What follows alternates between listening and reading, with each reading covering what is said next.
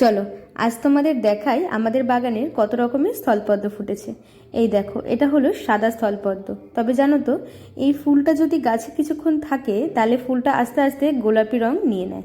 দেখো কিছুটা নিয়েও নিয়েছে। যদি আরও কিছুক্ষণ গাছে থাকতো তাহলে আস্তে আস্তে ফুলটা সুন্দর গোলাপি রঙের হয়ে যেত। আর এর সঙ্গে রয়েছে এই রানী কালারের স্থলপদ্ম, আর তার সঙ্গে রয়েছে হালকা গোলাপি রঙের স্থলপদ্ম। তো টোটাল 3টে কালারের স্থলপদ্ম রয়েছে আমাদের বাগানে। তো চলো এবার এই ফুলগুলো দিয়েই ঠাকুরগুলোকে খুব সুন্দর করে সাজিয়ে দিই। আর আমরা তো সবাই জানি মা লক্ষ্মীর প্রিয় ফুলই হলো এই পদ্ম। সত্যি প্রকৃতির কি অদ্ভুত সৃষ্টি, তাই না? আর সারাদিনের কাজের মধ্যে আমার এই পুজো করতে না সব থেকে বেশি ভালো লাগে। মনের মতন করে সিংহাসনটাকে সাজাতে পারি। আরও বাগানে নতুন নতুন গাছ লাগানো হয়েছে, সেগুলোতে যখন নতুন ফুল ফুটবে সেগুলো আমি তোমাদের সঙ্গে শেয়ার করব। চলো আজ তাহলে আসি। ভালো থেকো তোমরা সবাই। দেখা হচ্ছে তোমাদের সঙ্গে নতুন কোনো একটা ভিডিওতে আবার।